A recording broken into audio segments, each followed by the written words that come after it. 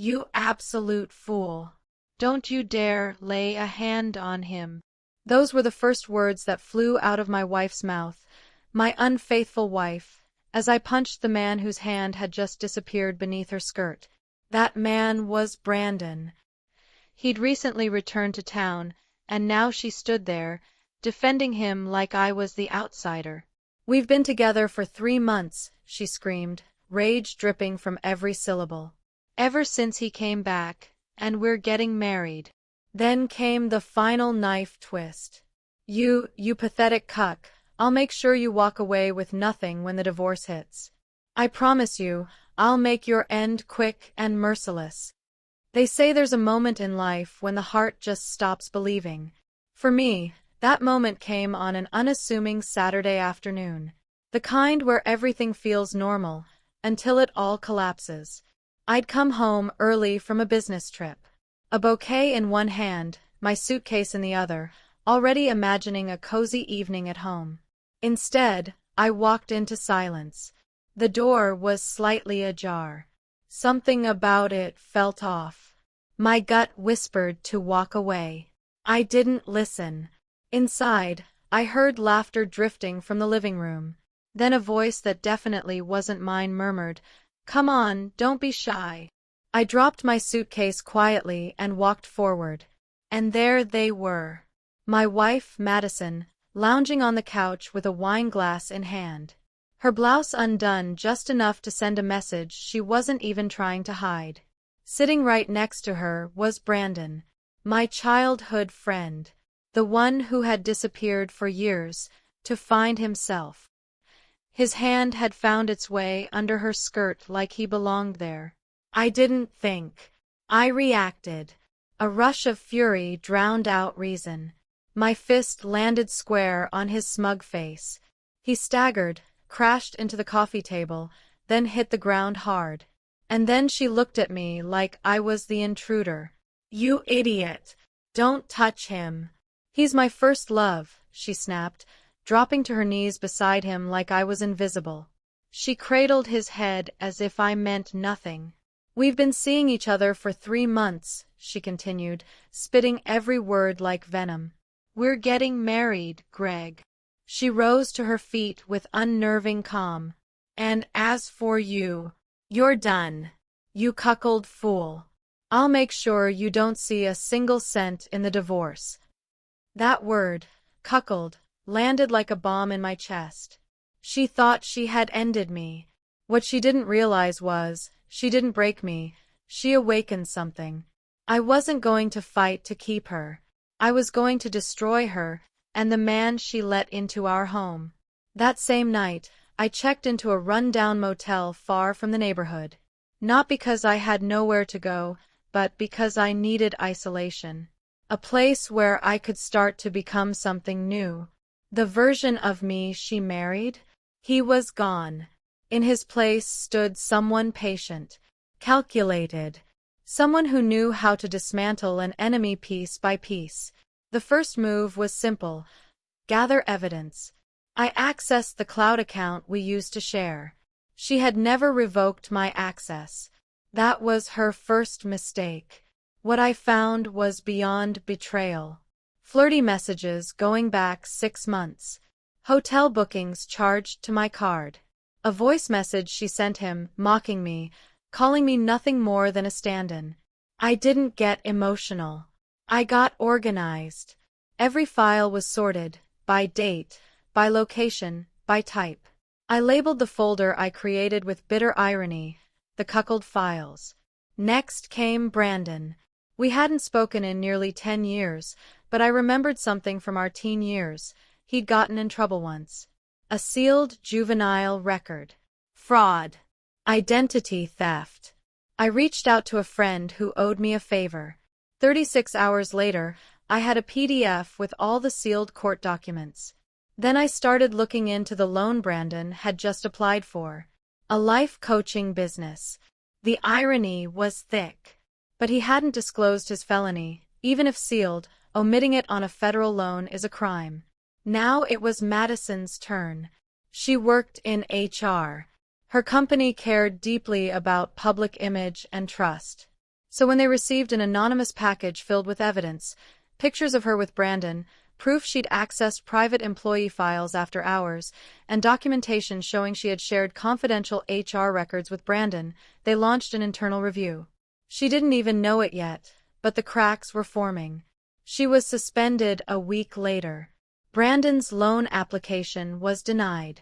Her boss stopped returning her calls.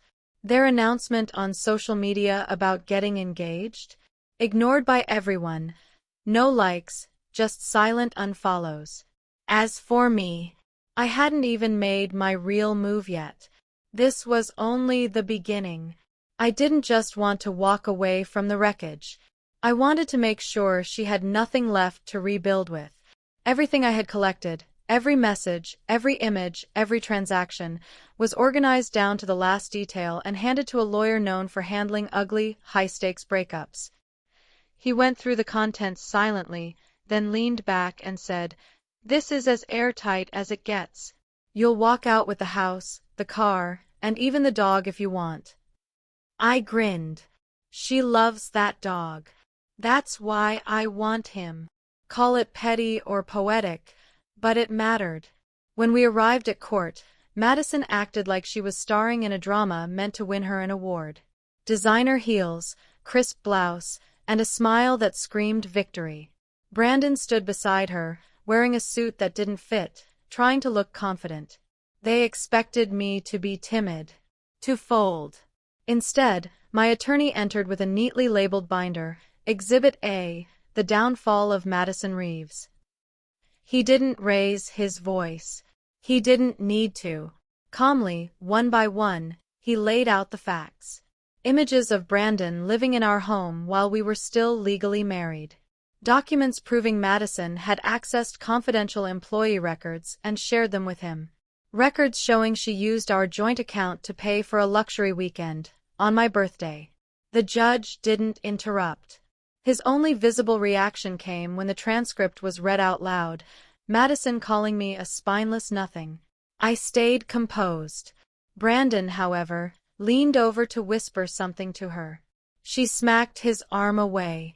The cracks were beginning to form. By the end, the results weren't even close. I kept the house. She got stuck with the credit card balances. I retained control over our investments. She lost her job and faced a lawsuit from her own company. And Brandon? He walked out alone, staring down at his phone like it might magically fix what he'd broken. The judge looked at her, glasses low on his nose, and said, "Mrs. Reeves, it seems your husband wasn't as oblivious as you thought." She had no words. Just sat there, tears streaking her face. Revenge isn't about shouting or gloating.